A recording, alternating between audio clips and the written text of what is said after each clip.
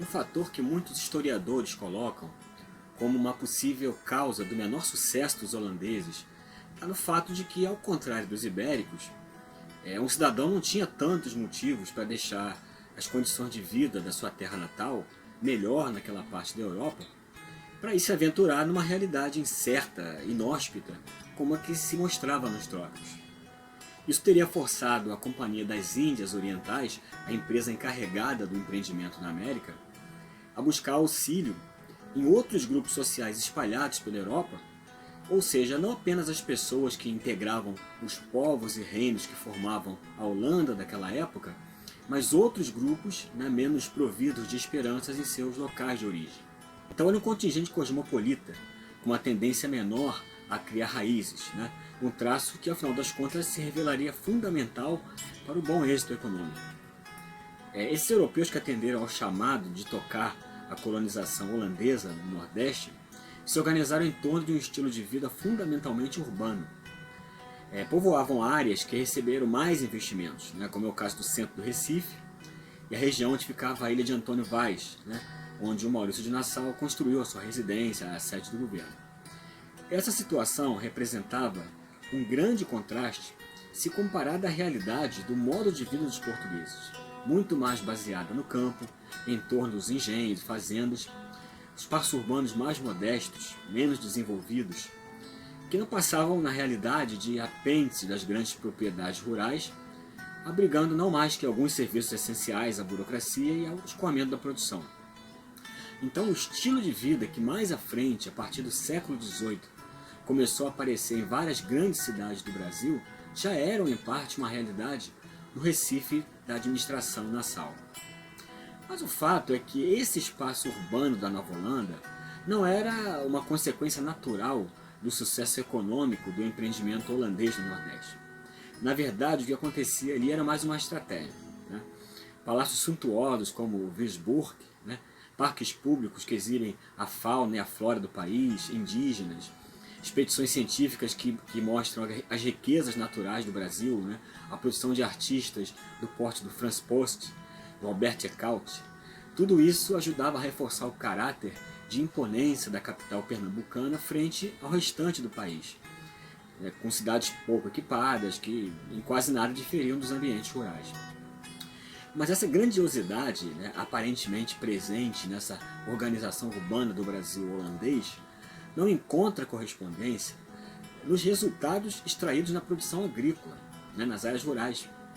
A postura dos colonizadores holandeses tinha um caráter muito rígido, metódico, e em poucas ocasiões mostrou sabedoria necessária para lidar com todas as dificuldades próprias da vida rural, tal como se exigia no trópico.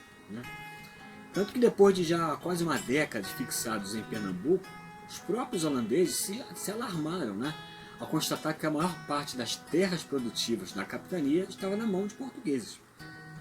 Isso fica bem evidente quando se observa algumas diferenças entre holandeses e portugueses no que diz respeito a alguns aspectos culturais relevantes num processo de colonização. Por exemplo, o entrosamento que os portugueses demonstraram com o que se chamava na época de gente de cor, indígenas, africanos, mestiços, com quem eles tiveram de conviver, de lidar na própria dinâmica da vida colonial.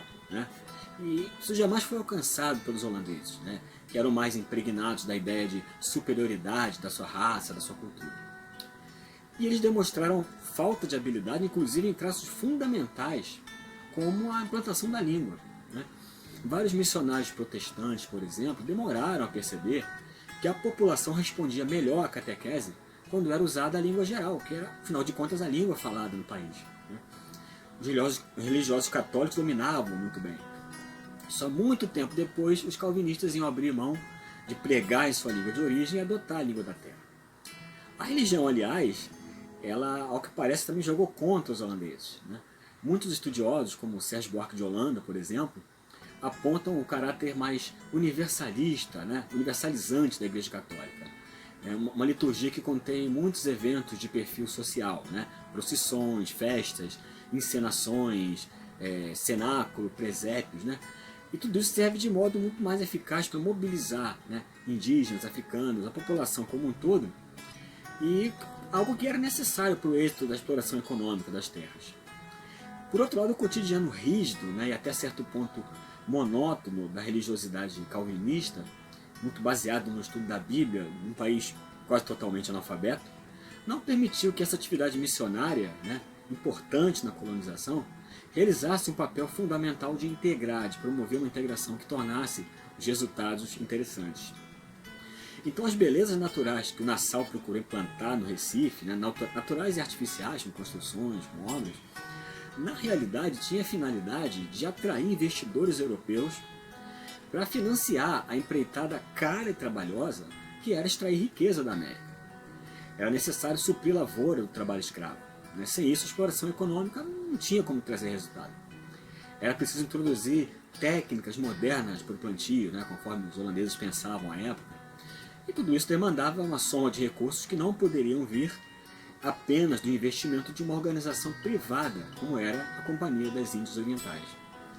Então o aparente esplendor da presença holandesa não passou, portanto, de uma fachada destinada a impressionar eventuais parceiros comerciais, né, na Europa, e nem de longe podia ser encarado como um reflexo dos altos ganhos obtidos com a terra. Até porque isso foi atingido muito mais pelos portugueses, né, como resultado da sua maior habilidade em lidar com as condições que se colocavam do lado de cá do Atlântico.